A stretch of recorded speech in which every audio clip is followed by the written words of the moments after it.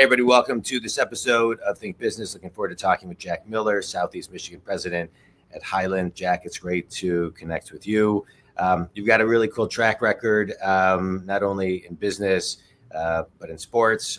Went to the University of Michigan, top offensive lineman and a coach, and not only on the field, but off the field. So it's great to connect with you. I thought we could start talking a little bit about fundamentals. One of my favorite books, takes 5 minutes to read, but by Michael Jordan. It's a book called I Can't Accept Not Trying. And in it, he talks about the power of fundamentals and how important it is for athletes. And he references Larry Bird to basically talk about that. He wasn't a natural athlete, but he was obsessed with mastering the fundamentals. So he continued to get better at the game, where people who were maybe naturally talented that didn't master fundamentals, they kind of hit a ceiling. And I think whether it's sports or business, they're very connected. So as somebody who manages a lot of people, oversees a lot of people, has been a coach, has played on a professional level, talk to me about how fundamentals play an important role. Let's start in your life, and then we'll kind of talk about how it spills over, in other areas. Sure. Yeah. Well, it's good to be with you, John. Thanks for having me on. I did learn that early in my career through sports, that when all else fails, when things aren't going well, or even when they are going well, it does go back to the fundamentals. Those are the building blocks upon which everything else either works or doesn't, can get better, or can stall out. And you mentioned the Larry Bird situation. That was a guy who knew what he could control, which was, if I just keep getting better at these things that are within my control, I can practice more at, in his situation, dribbling and shooting and this play and this pick and playing defense in this fashion, that he would have a chance against guys that were more talented than him. We've been around guys our entire life that have more talent than others. You can't really control that. You can hone those skills by practicing and by trying to perfect your craft with the little details, the minutia that a lot of times people don't want to focus on because it's hard and it's tedious, and it's you have to be really dedicated to do those things. Yeah. If you're somebody that is ultra talented or not, you're going to always give yourself a better chance by making sure that the X's and O's, the fundamentals, the day in and day out job of what you're doing, if you can perfect that, you're always going to give yourself a chance. And then the talent and all the extra things that can go on top of it, that's just gravy to see how far you can go. But you have to start with that foundation. You have to start at the bottom. And no matter what level you're on, you're talking about sports, you're talking about business, that's where it starts, and that's what you build upon. Yeah, let's talk a little bit about business for a second when it comes to managing salespeople, advisors in your world. A lot of the fundamentals of what you control, sometimes those can be challenging for people to stay consistent with. And so talk about how you coach people to really stay consistent with some of those fundamentals. Very difficult to do. The easy way out is to think that you've kind of arrived and that you don't need to do those things anymore. But I was just talking to somebody that I work with the other day, and a young person asked this gentleman, what do you see in successful producers or consultants in our line of work in insurance? And he said, of all the things that I could tell you, the number one thing is consistency and just dedication to that. If you have those things, you always give yourself a chance. And you can be the best naturally talented sales individual. You can come from a great network of people and have opportunities and relationships that most aren't lucky to have. But by and large, there's not many of those people out there. There's always something to be done to make sure you're in a better position. And that just comes down to commitment, right? To continually making sure that your pipeline is full of opportunities, that, the ones that you think are going to close or get said no to, that you're backfilling consistently.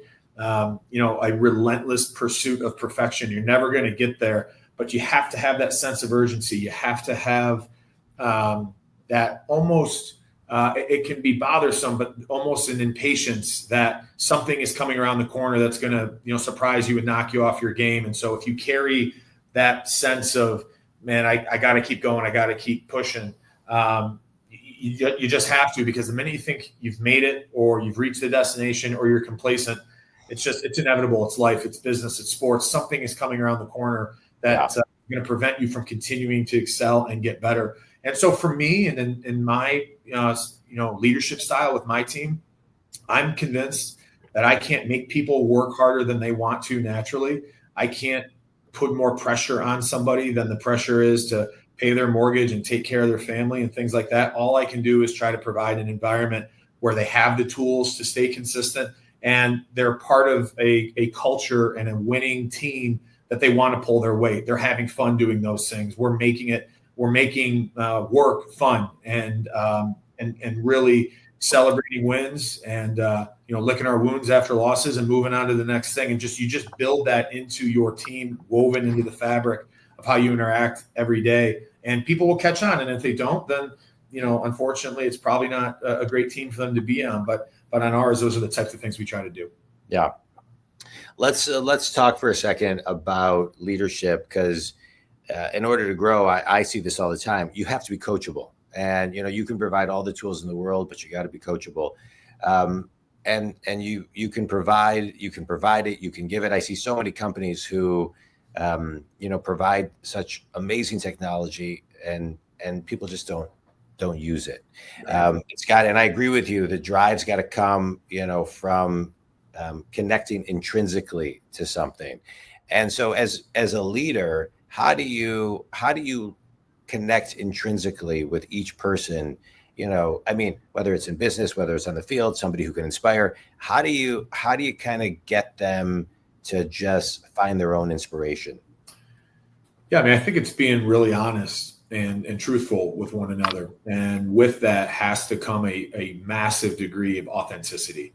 Yeah. The minute that my team feels as if I'm just doing my job and pushing them because it's what I've been told to do, and that I'm not emotionally bought into what I'm doing, and that I don't actually believe in our company and in our business and what we provide for our clients, the minute that authenticity leaves the room, it's very hard to become connected that way. And I really believe that. And so how do you do that?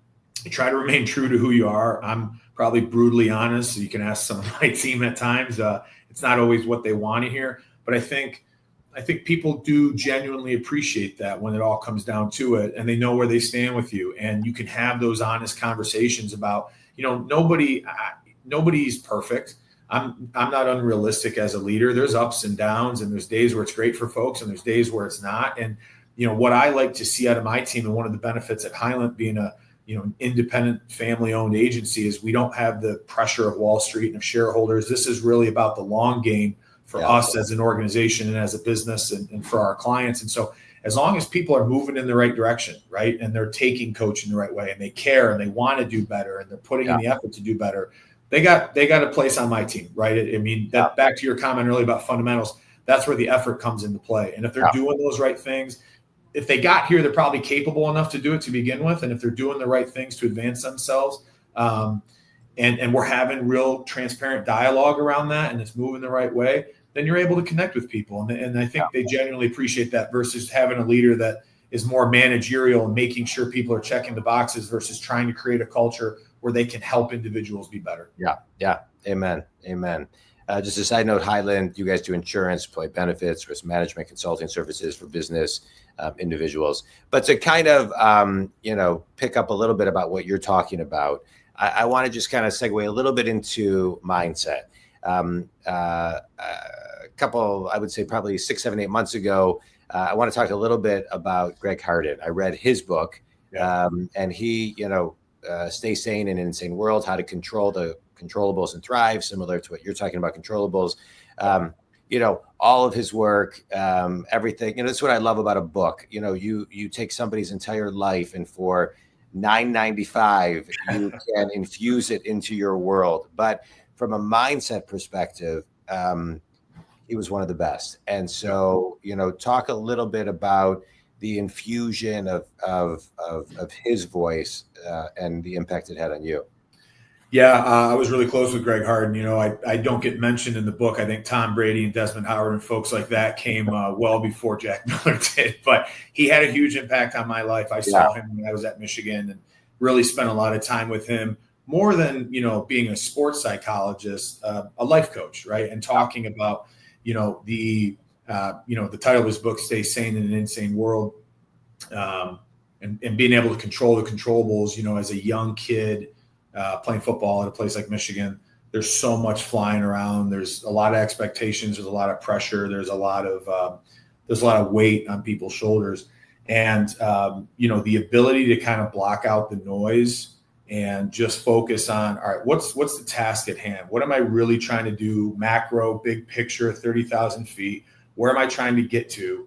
And then being able to hone that down smaller and smaller into month by month, week by week, day by day. How am I winning? How do I get better today than I was yesterday? The old saying in sports and football, you never get better, or you either get better or get worse. You never stay the same. And so focusing on, there's only so much I can do to be a better version of me, whether that's as a football player back in the day, as a leader of people now, as a husband, as a father, whatever it might be. How can I just find those little wins? And particularly in my industry now in insurance, it is not a super transactional business. It's not a business that every day you go, I sold X number of whatever the product might be. Now I feel better about this.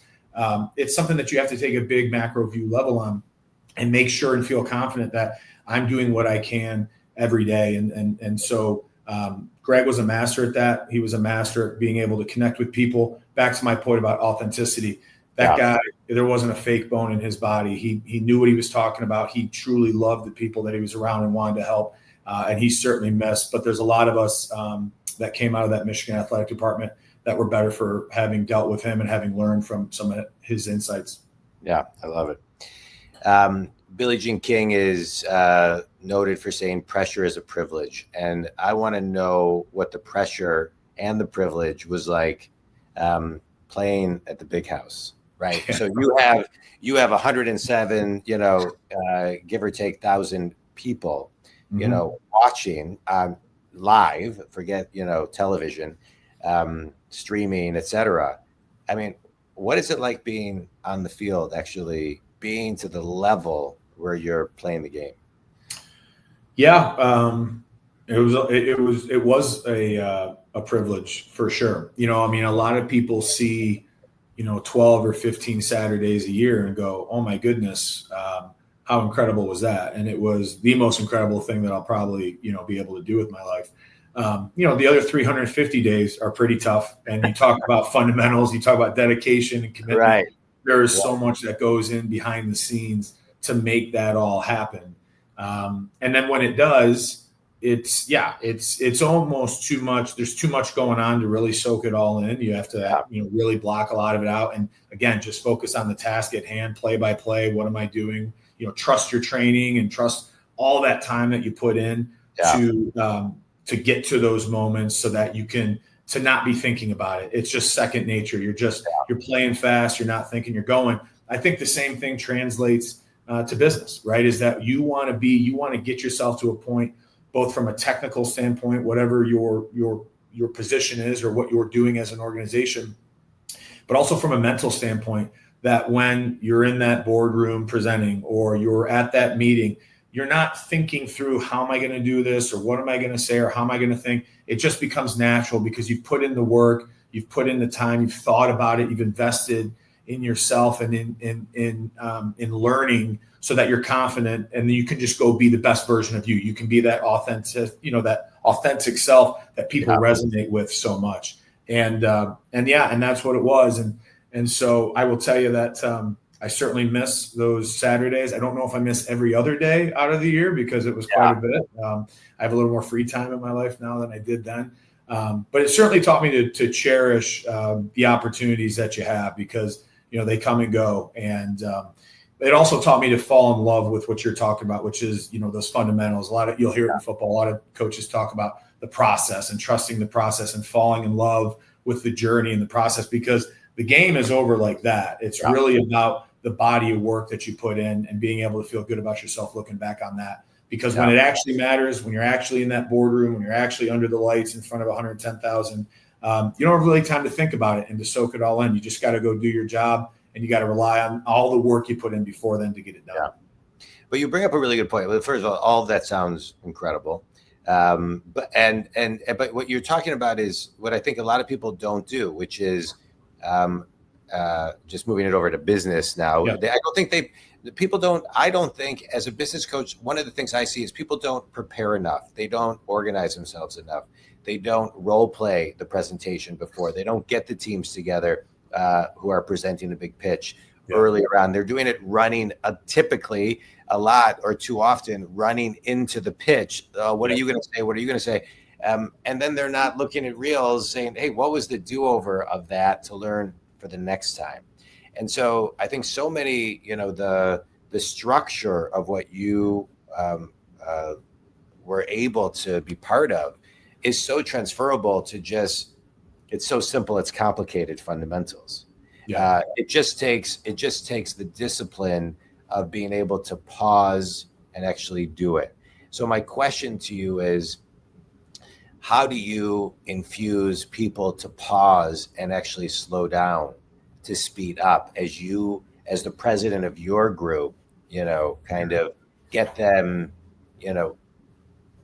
more disciplined than they need to be? And again, I'm making a general statement. Sure. I'm sure your people are, but I think people listening to a D1 athlete who's been who's played at your level, who's president and managing people, that's something you're doing every day that I think people who are listening are also doing every day.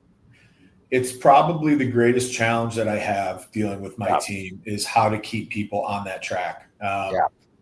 Just to back up a little bit, when I was playing, you had all these motivational speakers that would come speak to you, guys that before they were well known, the David Goggins of the world and folks like that were kind of starting their career in that world. And you hear so much about accountability and discipline and teamwork and putting team before yourself and, bigger, having a bigger purpose and all those things. And, you hear so much of that. And candidly, at the time, you're young, you haven't been in the real world yet. And then you're also surrounded by people that are like-minded and that understand those topics and that, they live and embody those every day. Then you get out in the real world and you discover that the vast majority of people aren't wired that way. They don't live in a world where they've been required or forced, whether that's by sports, whether that's by family upbringing, whether that's by a military background, whether that's whatever it might be, where they've been exposed to those things in their life. And so I was candidly, I was a little, I chuckled at that as I got into a leadership position in my life and said, well, that's what all those talks were about, right? I didn't understand it back then. It is probably the biggest thing or the biggest challenge that I have with my team. Human nature is to default to what do I have to do to get by, not what do I have to do to excel. But building a winning team, building an environment that naturally breeds that because people are enjoying being a part of it. They're seeing the success that comes with it. They're buying into a future state and a future vision that's going to require those things to happen. And then they want to be a part of it. They want to pull their weight. To me, that's the number one way to get it done. Could I walk around all day with my team and say, how many calls have you made today? How many meetings have you logged this month? Yes. And to some degree, I know those things, of course. I'm making sure that those are happening, but it's not a precedent that it needs to necessarily happen. And so it's more of a cultural thing to be building it. And that takes time. And I'm very lucky at my firm that, like I said earlier, we're in for the long game. It's not something that needs to show up tomorrow, but that takes a while to kind of breed that mentality. And people are starting to buy into that. And people will naturally join the team that want to do that. And people that don't will naturally filter themselves out. But it's a challenge. It's an everyday challenge for sure. Yeah. No, I hear you. And one of the things I find is, and I've been in roles like yours where I've managed a lot of people and I see it in my coaching business is, each person has their own individual driver. And I think this is where sometimes people miss that. You can have a big meeting and that's great, but the magic is in the one-on-one, understanding what each individual's driver is and then speaking to them and their driver, what gets them up in the morning, and then being able to create something simple, executable, that can reverse engineer an action plan that you and the person you're talking to, where you can actually quantify something, and versus being vague. So no, I appreciate everything that you're saying. I want to rewind a little bit and go back 10 years, 20 years, however many years you want. Who was a mentor in your life that planted some of these seeds, that just kind of got you, kept you, on your path, that, understood you and how you ticked? For me, I remember my dad, I was 18 years old, about to go to college, I don't know how. My parents were like, how is this kid going to even write a paper? And he said to me, my dad said to me, hey, I think you'll do good in college, but I think you'll learn more from these types of tapes. Brian Tracy, The Psychology of Success. Just start listening to these, reading what these people are teaching. I think you'll learn more from these people than you will college. And I never stopped. I never stopped from that day. And it was a life-changing moment for me. I knew I wanted to be a business coach and write books and da-da-da-da. Who was somebody that planted something for you?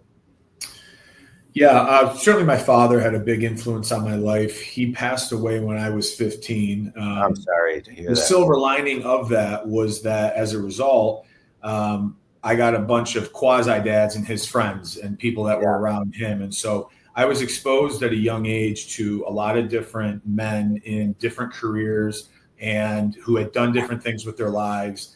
But they all shared one common trait that I saw as a young child, which was success. And they'd all found it differently. And that meant different things. Some of them did very, very well financially. Some of them, were terrific family men. They were terrific husbands and fathers. I could watch that and see that.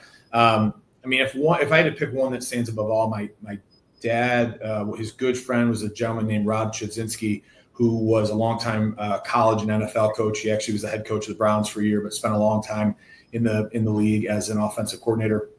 And I just watched his work ethic, and I watched the way that guy. For those of you who aren't familiar with football, I'm sorry I keep pushing it back to that, but that's where a lot of college and NFL coaches, particularly 10 plus years ago. During the season, you're working until midnight. You're back in the office at 6 a.m. Maybe don't even come home. And a lot of them had cots in their office and would sleep there. A relentless work ethic. And, I remember having a conversation with him at one point. He was the offensive coordinator for the Cleveland Browns at this juncture. And I said, Chud, that's his nickname, Chud. I go, Chud, geez, how much film can you watch on a Thursday? You're playing Sunday. You've kind of got the game plan all set, blah, blah, blah. And he said, he goes, there's never enough, because he goes, I can't tell you how many times I'm sitting in a film room on a Thursday or Friday night at midnight, and it finally clicks with me. He's watching a defense and the defensive coordinator's tendencies on this particular down and distance. The coordinator wants to do that, and he feels like, I got him. I figured it out finally. And that was a work ethic thing, and that was an ability to for me to see that there's no substitute for hard work at a young age, and then to also have to be honing your skills all the time, and to have the personality that it takes to, I don't care how smart you are as a coordinator, you have to have some sort of sales and people skills to build your way up into being, selected to be a head coach in the NFL. That's a pretty rare bracket of people. And just watching his behavior and the way that he embraced his family and his work, and how he took his work seriously, and that discipline, those fundamentals that, he never wavered from. And he played football as a tight end at Miami at the U back in the day in the 80s. Certainly not the most talented guy at all on the field, but just smart, savvy, was going to outwork people, was going to find a way to get the job done. And, I've tried to embrace that. I'm not the smartest guy out there. I'm not the most talented guy in the world, but I think that, I'm willing to put in the work and figure out how, if the job requires this, we got to get it done. This is what success looks like. How can we find our way to get there and as a team? And this is a real team effort here in our line of work. And so building people up so that they want to, everyone knows their role and responsibility. Football was a great teacher of that for me, that everyone's got a job to do and there's one common goal, and let's go figure out how we're going to go get it done. Yeah.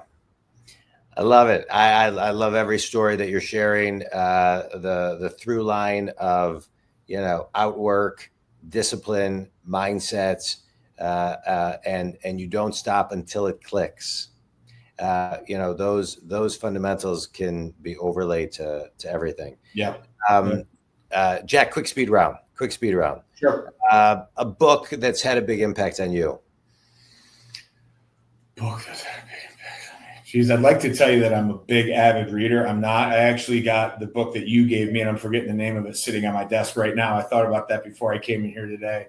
What was the book I sent you? I can't even remember. I'll remember it. The last true book I ever read, honestly, was Green Lights by McConaughey, and I did like it. And I really did. And his perspective on just, you never know what the next thing that's coming at you is, and just having that attitude, and talk about it being a privilege. It's being a privilege to be alive. It's being a privilege to make a living and work with the people you do, and just having that kind of joyous outlook on things. And if you put your best foot forward, things will just keep working out. And then he got to where he is in the world. That's a good reminder. Good reminder to keep perspective. Yeah, that's a great book. Best piece of wisdom you've ever received? There's been a lot. I've been fortunate with that, but I would, a family friend, one of my dad's friends, told me when I started my professional career, I was starting in sales, and he said, no matter who you work for, where you're at, what you're selling, he said, make sure you sell inside your building as much as you sell outside of it. And what he meant by that was not to be superficial or brown nosing and things like that, but to get to know, build relationships inside the house too, get to understand the people and the business and how, what makes people tick. And, that was really impactful, because I see that a lot of times with new salespeople that I get. They're so dedicated to, how am I selling insurance? What am I doing out there? You're missing the boat. You're missing that your selling insurance experience would be easier if you knew the team around you, if you spent time with those folks, if you got to know them and bonded with them, how much more successful you could be. That's something that always stuck with me. I did a good job doing that, and I think it's paid off in my career. It's great. If you could have lunch with any athlete in the world, who would it be? Tiger Woods, probably. Yeah. All right. Nope. I think I would have lunch with either Grant Hill or Michael Jordan. Yeah. Yeah. Michael Jordan would be another great one. Tiger Grant Woods is a nice guy. He's just a good guy. He's just tell everybody who your ideal clients are, where they can connect with you, Jack.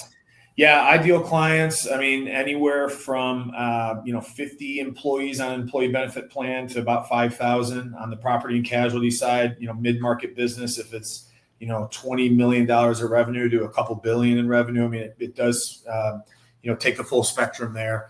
And then the personal line side too, home, auto, all those good things. It's just jack.miller@hylant.com. I think the last time I checked, we're about the 20th largest insurance agency in the nation. We're the third largest privately owned still. So a bit of a unicorn, kind of big enough to do big global Fortune 100 companies, but still small enough where there's a local family feel to our style and the way we try to take care of clients. So, we like to think we hit that sweet spot for folks, and it's a terrific organization. Been blessed to really start my career here. It's been crazy. It's been 8.5 years now, but things are going well, and looking forward to the future. It's great. Well, we'll have to have you on again soon. This was a great conversation. I felt like I could have talked about for a couple hours on a lot of different topics that you kind of dove into. But I'm really grateful that we had this talk, and I appreciate the through lines of hard work, like I was saying earlier, discipline, being authentic, just being yourself. Being able to be yourself is great, and you are able to kind of and I love interviewing people when I talk to them who can say, hey, I'm not this, but I am this. I'm not great at this. I'm great. It's like, because I feel like I'm the same way. I know if everybody kind of comes to the table with their unique abilities, then everything kind of works out great. Yeah, so everything falls into place. Yeah, everything falls into place. So I appreciate everything that you share at Think Community. If Jack can help you, reach out to him. If I can help you, you can reach out at johndwaskin.com. Jack, this was great. Thanks so much. Thanks, John. Thanks for having me on.